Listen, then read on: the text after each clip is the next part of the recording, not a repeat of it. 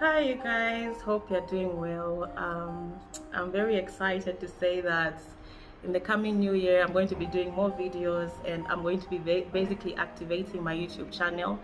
Um, as you guys know, I make a lot of posts on my Facebook page, and I just think sometimes it's nice to follow up with a video so that you can have live conversations, and people can also appreciate the meaning to the content that you post, because sometimes on Facebook you can get caught up with debates and yeah. So today I just wanted to talk about music. I've been posting a lot about music, and I write things, and sometimes people might think you're you know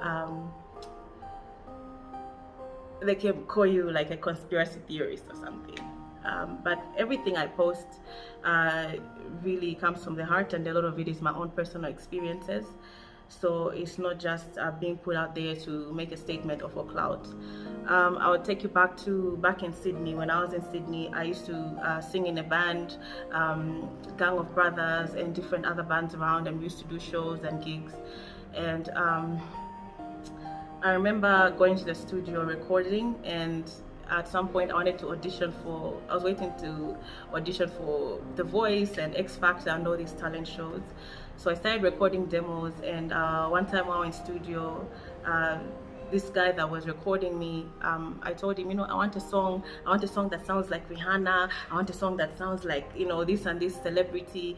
And then he asked me, Mika, have you looked into some of these artists, like the values that they represent and the things that they believe in and the religious views that they subscribe to? And it really took me by surprise, because I never thought about that before. So he gave me some links to look at. I went on YouTube, and I started checking out Rihanna, Jay-Z, Beyonce, and some people were doing some exposes, about them being involved in secret societies and so on. So at first I was skeptical. I think some things you can only really discern spiritually. You can't just, if you hear if you hear about them, you think I think maybe it's just crazy. I don't know what's going on with him and everything. But when I really started to look into it, things just started sort of coming together, piecing together. I remember that day after I watched some of those videos, exposes, and the meaning behind some of their lyrics and so on, I went to sleep, and I kept hearing these voices in my dreams singing Lucifer, Dawn of the Morning. I believe that's a song by Jay-Z. Yeah. So it just kept repeating, like as if voices were chanting throughout the dream until I woke up, And that was followed with some really almost like a nightmare. And I woke up and I was like, I never thought that music can be this powerful, And for the first time, I really started to think seriously about the music that I was listening to. It's almost like a conviction happened. And that whole day, I just felt like there was this heavy presence following me. It's almost like your eyes have been opened, and that's how God put me on this journey of really starting to learn about the spirituality and behind music. Just like when you listen to a worship song or a praise song, and you can see the atmosphere. Like, I'm in my apartment here, and sometimes I just put on worship. I might be having like maybe a bad day, and suddenly I just feel happy, I feel sober, I feel uplifted. And that's the effect and the power of music. So I think recently we've seen what's happened at the Travis Scott concert, and I made a post about that you can just see from how the stage was set up, and yeah, you can just see that the whole thing was just demonic.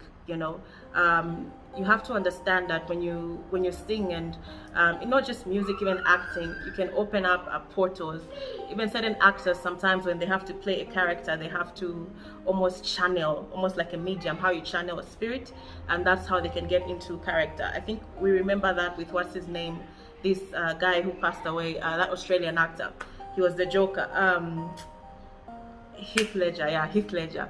He even said in his interviews that after he played that role, he was never the same again. He felt like wherever he he went, he could see the Joker, he could feel the Joker, he could hear the Joker, to the point that he couldn't sleep and he started doing drugs. Ultimately he died. So that's that about the music industry. It's spiritual entertainment. It's spiritual. The Bible does say that you can't serve two masters at a time.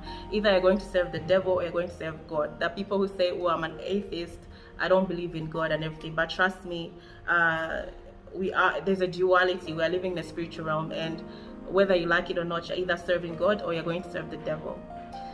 So yeah, so I just thought I would just make this announcement that this year I'll be doing a lot more videos, and yeah, just sort of giving more clarity to the content that I post, and going live stream as well, so you guys can get on and we can chat and this and that. So thank you very much. Let me get off. All right, bye.